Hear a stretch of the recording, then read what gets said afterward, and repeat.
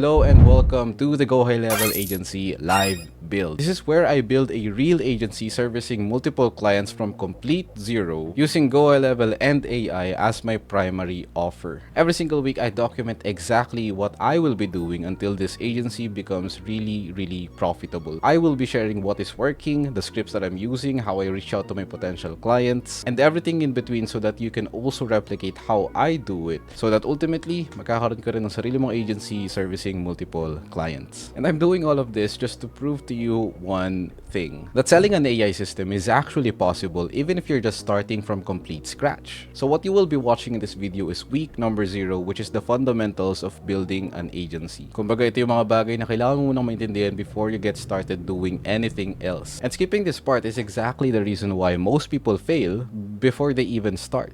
Now if you want to follow this journey week by week and ask me questions directly, here's what you're gonna need to do. I'm not gonna ask you to pay me anything. I only need you to subscribe to GoHighLevel using the link in the description. And once you do, you get full access to my private colony community where all of my live recordings will be in there and you get to ask me questions as much as you want every single day. And with all of that out of the way, let's head to the video and let's get started. Ito yung i-cover natin today, and then it's going to be a quick one. Expect na yung upcoming updates natin or yung mga ganitong live build mag-revolve around ganitong document. So like I said, week 0, March 2. So essentials.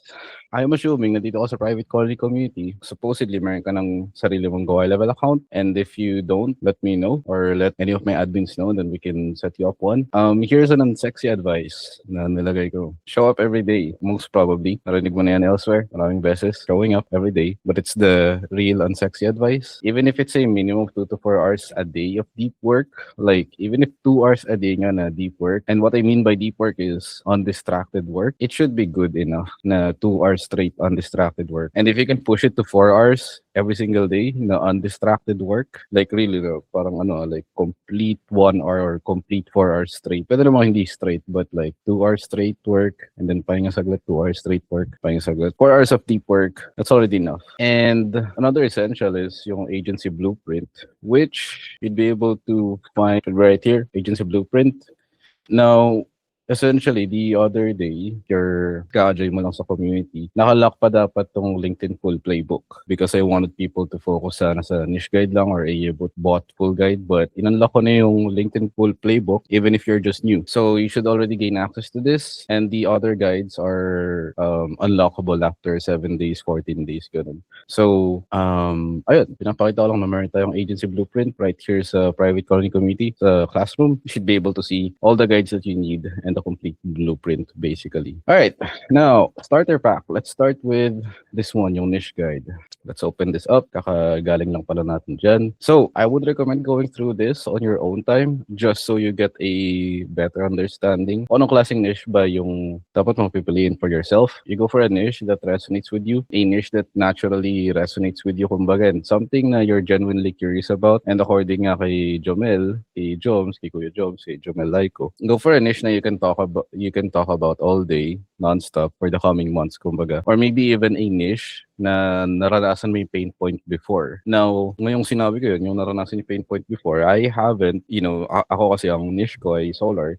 I haven't had the chance na magkaroon ng pain point na na-solve ng solar, but I was just genuinely curious about solar and genuinely resonate sa akin yung solar right from the very start. And I guess I was lucky enough na nung napick ko yung solar, di na ako nag-look back, di na ako nag-switch. I moved on from there. Alright, so sa niche guide, you need to classify pain points and you need to have a deep understanding of your niche. So if we go to the link, which is this one, makikita yung niche guide dyan.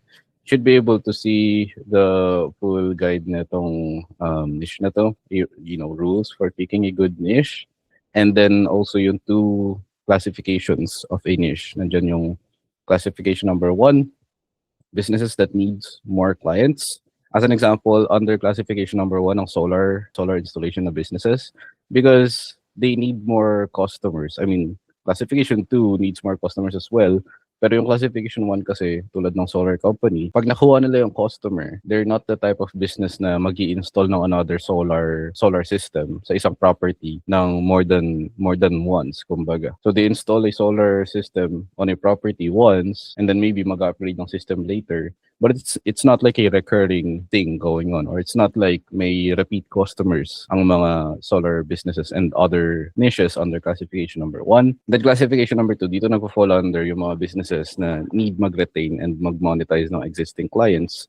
Ito yung mga type of businesses na minamax out nila yung lifetime value, kumbaga. Or they have a lifetime value problem. So meaning, it's important for you to understand anong classification ng niche na pipiliin mo just so you have a good direction to start off, kumbaga. So, as an example, dito sa classification number 2 ay mga dental clinics. Dental clinics are relationship-based na type of businesses. These are the type of businesses na repeat yung customers nila eh. Kumbaga, you get to reactivate their previous customers, maging paying customers ulit, and overall, ma-increase yung lifetime value ng isang customer.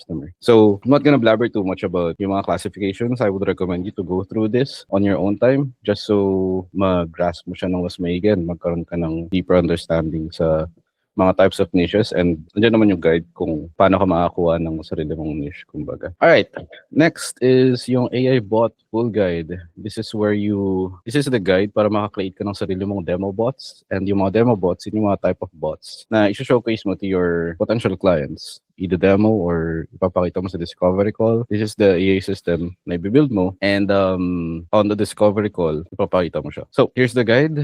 I am still working on improving yung layout na itong guide na to, but this should be strong enough for now just for you to get started, like from step 0 pa lang. As you can see, you head to GoHighLevel, sub-account view, AI agents, and then conversation AI. Click yung create bot, kukuha tayo ng gagawin natin yung prompt-based na bot, start from scratch, and then fill out the necessary bot settings information according to your liking, and the screenshot as well on how it looks like. So how this guide works is, just so mabigyan ko kayo ng quick understanding, how this works is you're gonna fill out, I would recommend you na i-download tong PDF file na to, gawin mo siyang document na pwede kang mag-edit because you're gonna need to fill out yung mga parts dito. As an example, step 2A, define the bot's role. Andun yung guidance kung paano mo yung gagawin. And then, i-input mo dito yung answer mo. And then, here's an example, a receptionist for a dental clinic. Diyan mo yan i-input, kumbaga. You're gonna need to have it typed out, kumbaga. And this would help you later, especially kung user ka rin ng mga AI models or user ka ng ChatGPT, Claude, or Gemini. This will help you later. Para itong document na to, you can plug it to your own, to your own AI model na gusto mo. And then at least may context yung AI model na yan sa kung anong bot ba yung tinatry mo i-build, and it can assist you even further, kumbaga.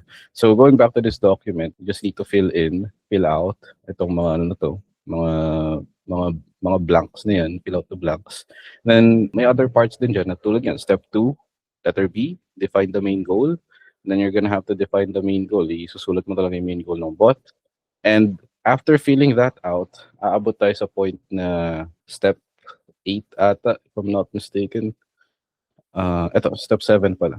Step 7, prompt build. So dito sa prompt build, this is the universal GoHighLevel prompt. You fill in and you paste.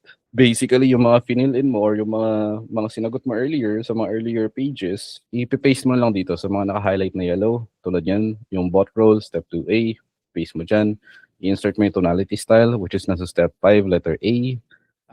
I-input mo yung main goal, step 2B, yung secondary goal, step 2C, insert yung tone style, step 5, letter A, and also mga qualifying questions na ganyan. And i-insert mo lang dyan sa mga naka-highlight na yellow. They should be straightforward enough pag nakita mo na on your own. And from there, you're gonna have to go through stress testing as well, just so you could see and observe if nagugustuhan mo ba yung behavior ng bot mo, kumbaga.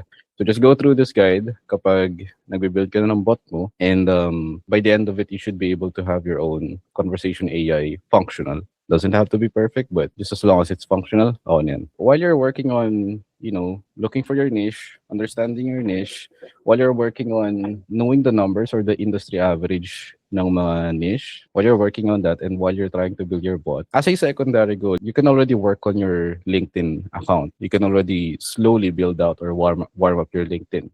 And so if we click this link, kaya ginawa ko na rin available yung LinkedIn full playbook. Just so sa first week pa lang, alam mo na kung paano i-optimize ang LinkedIn. So as an example, ito, once you open this guide right here, yung PDF file, you should be able to see right here yung introduction, yung source materials, kung saan galing tong guide nito. And phase 1, positioning. I would recommend going through this by yourself. And this would be effective if i-go through mo to na mayroon ka ng target na niche. As you can see, i-define mo yung ideal client mo, define your recall position, and then phase 2, nandyan yung profile optimization as well. Paano mo isusulat yung headline mo, yung about section mo, and then yung skill section as well, all the way up to the point na magsusulat ka rin ng content. As soon as you could, pwede ka na magsulat ng content. Ito, authority content strategy. As soon as you could, you can already get started posting contents, even if it's ugly, even if it's not yet perfect, even if it's not yet positioned right. Get your LinkedIn account warmed up as soon as you could, even if it's just one post per day, kumbaga. So going back, ayun, work on this while you're understanding your niche. Slowly, binibuild mo na yung, ayusin mo na yung profile picture mo, ayusin mo na yung banner mo sa yung cover photo sa likod ng profile picture, yung about section, yung skills, and then maybe give it a shot na mag-post sa LinkedIn. As an example, here's the LinkedIn account ni Jomel. So you guys could look up Jomel Laiko. Ito yung account niya, and you guys could use this as sort of like an inspiration kung paano ka pwede mag-position or paano magandang positioning sa LinkedIn. So you can see yung banner niya. Try to observe paano nga pinosition yung banner niya, ano yung mga nakasulat sa banner niya, and ano yung nakasulat sa bio, yung about section niya, ano yung mga sinulat niya dyan, and also yung posts. You could at least try to observe paano siya nagpo-post. But if you don't want to observe and gusto mo ng hardcore guide, well, yun naman yung dahilan kung ba't nag-exist tong LinkedIn full playbook. So, andito naman lahat yan. Na-layout namin both ni Jomel, paano kami nag-LinkedIn, kumbaga. So, just go through this by yourself. Should be good. Here's mine as well if you want to look it up. I mean, if you guys want to connect with Jomel or connect with me, why not? You can also try to observe yung how I position my banner, ano yung nakasulat sa banner, naka-highlight yung solar, and yung sub-headline na nakasulat, how I positioned yung sarili kong bio. And I guess something I wouldn't recommend you guys to do is to replicate my own, because this is positioned as sort of like an influencer. More of like, I'm speaking to an audience already because I already have an audience. My personal brand kasi ako sa TikTok, and I would say there are people who knows me. So I'm positioning myself more of like an influencer, and I think it would much rather serve you if you position yourself tulad ni Jomel na hardcore service provider and solutions provider talaga, which is itong about section niya. You can have your own taste. I wouldn't recommend na i-copy mo to and then paste mo sa sarili mong GPT or sarili mong AI model and then go from there. I would recommend you to have your own taste, have your own personality, and then move forward from there. All right. As soon as you could, start posting on LinkedIn, like I said earlier, even if it's ugly. And you should not rely on AI too much. Hindi naman ako magpapahipo ito na hindi ako gumagamit ng AI, but a piece of advice lang sa akin is don't rely too much on AI. And if you don't want to rely too much on AI, meron naman dito sa LinkedIn na guide about creating contents. So, as an example, authority content strategy. Makikita mo dyan sa bandang baba, you can rotate across 6 authority content strategies: operator insights, system thinking, education, real-world scenarios, myth busting. And one of my favorite ways of creating content is itong pag-gain ng hooks, pag-write ng hooks that actually stops people from scrolling. And the best source na makakuha ka ng good hooks or good headlines na you can kind of replicate or gain an idea kung ano man ng headlines ay yung Google News USA plus your niche. It's very timely because those are relevant topics under your niche, and it's currently happening recently lang in the present, kumbaga. Nangyari lang siya within the past couple of weeks or past couple of days. If you post it on LinkedIn with a good headline, lagay ka ng sarili mong taste, sarili mong personality as well, sarili mong expression, and then by the end of it, you can add on your content as to how you can provide value to your niche or provide value to your target businesses, then there's a high likelihood they would connect with you. Maybe they would reach out to you. Maybe they would engage on your post. And these are, like I said, these are relevant topics with headlines already written to grab attention. So take the idea, make it yours, reframe it to your audience, anchor posts to news events or well-known figures in your space. So as an example, mga well-known figures, there was this one article a couple of weeks ago na si Donald Trump, may crossover si Donald Trump and yung solar space. Could have been a good headline pero hindi ko siya nagawang post sa LinkedIn.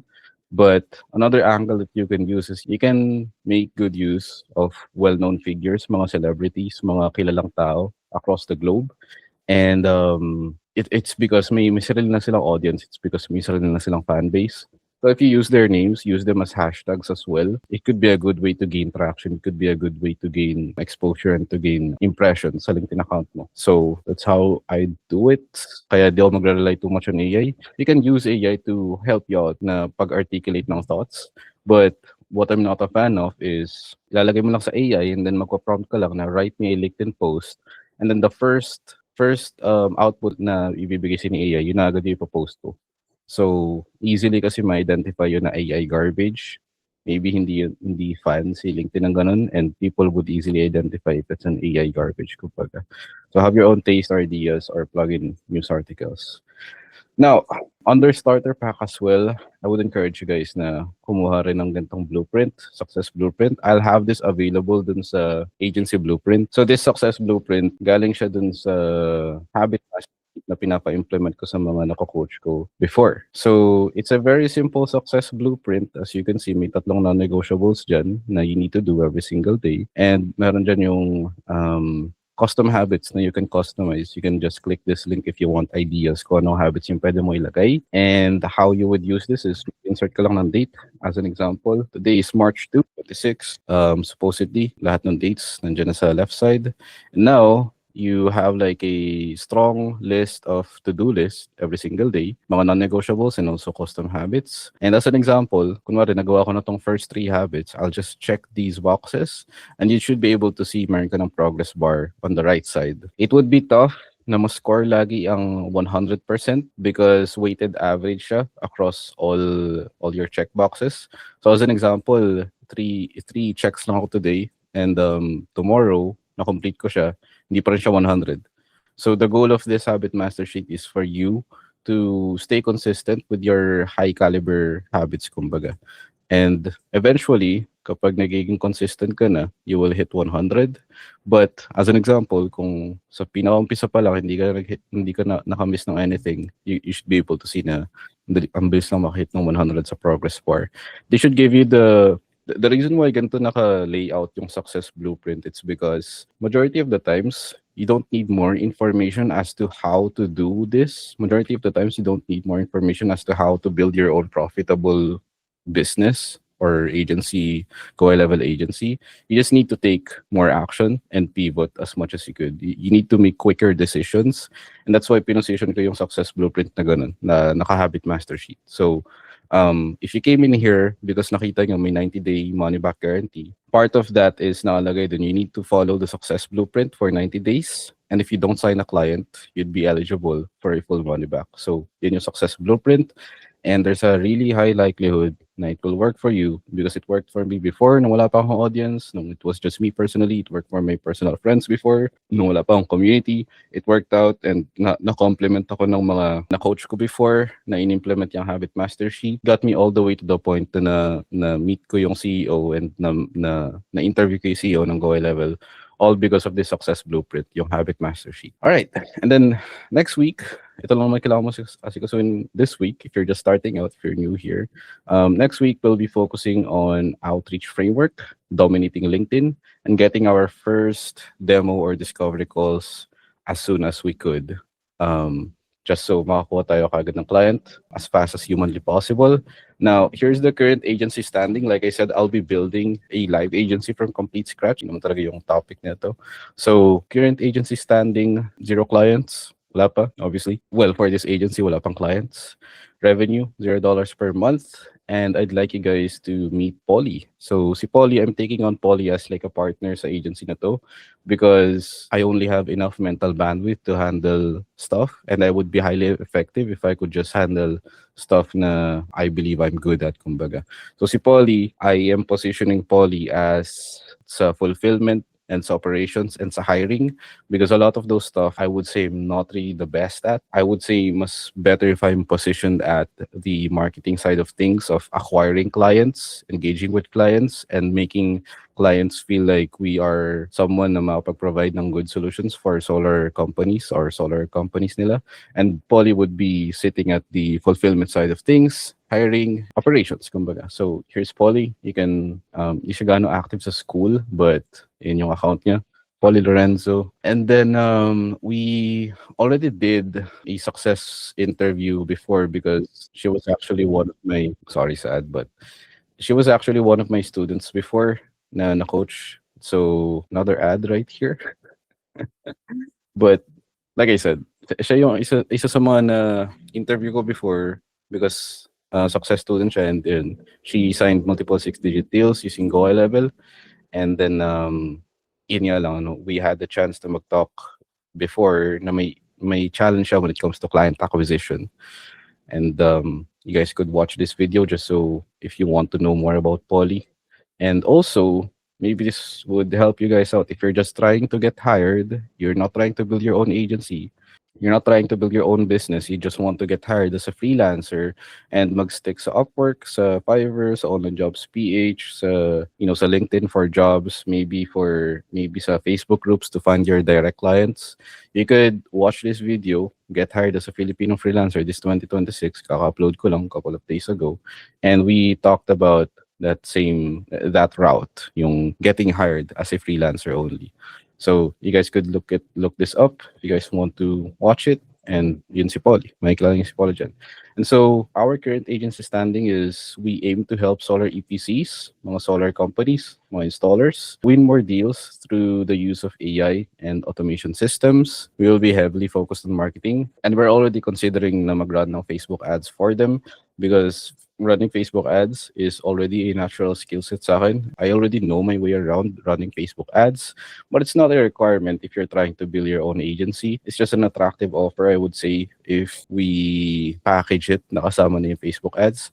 But like I said, it won't be too necessary na kailangan lahat tayo nag-run ng Facebook ads. And then, since I just had an event last week, trying to get back on track, na mag-post 3 times a day this week on LinkedIn. Apparently, last February, about a month ago, halfway through February, nag-post ako 3 times a day for a solid week or maybe more, maybe less. Nag-post ako 3 times a day, generated 26,000 impressions and 3 opportunities, kumbaga. And so, yun yung gagawin ko strategy again and again. Maybe a couple of emails, maybe a couple of direct outreach to some of the solar companies. But the primary way of me generating clients for this agency na build namin from scratch is through the use of LinkedIn. So if you guys want to see anong klaseng LinkedIn post yung mga pinapost ko, you guys could connect with me sa LinkedIn. And so, yeah, right now we're preparing proposals for the previous solar companies na nakausap ko a couple of weeks ago. They're still waiting on it. Si Polly kasi currently traveling. That's why she wasn't able to make it for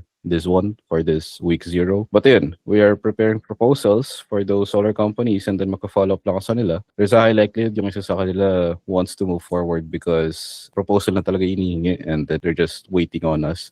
And it's like, ayun, sinabi ko na lang na busy ko because sa colony we had an event last week. And then lastly, right now, what we're also building is we're building a landing page as a lead magnet, and it will be used for LinkedIn CTAs. The goal of this landing page, and by the way, you guys could build your own landing page sa loob ng GoHighLevel. The goal of this landing page is that kapag gumawa ako ng LinkedIn post na kunwari ang CTA, if you want to find out more about how this AI bot works, if you want to find out more about how our lead magnets work, click here. Kunwari gumawa ako ng ganung post, pag click nila yung link, mapupunta sila sa isang landing page. And within that landing page, it educates solar EPC owners about the benefits of having our own systems. And then, dun sa landing page na rin na yun, nandun na yung chatbot, yung AI chatbot na pwede lang makausap just so they can test and see what it's like na magkaroon ng chatbot. They could test na magtatanong sila dun, how much can I save by installing solar to my property? And then sasagot yung chatbot. It's like a live demo na sila lang nagde-demo by themselves. Kumbaga, they could give it a shot themselves. And then, like I said earlier, dun sa landing page na yun, it educates the business owner about the benefits of having those systems. So as an example, I can imagine yung landing page na binibuild ni Polly right now, nakalagay dun, benefits of having an AA chatbot, 24/7 coverage, provides instant calculations, provides instant estimates, kumbaga, ganun. And also, from the other systems that we could offer. And then within that page, nakalagay dun yung, if you want this for your business, if you want this for your solar EPC, if you want this for your if you want this for your solar installation business, book here. So click this button to book a discovery call with us. Click this button to book a demo call with us, and we'd be happy to walk you through it. So that's the current strategy for this one. Yeah, that's it for today. That's for week 0.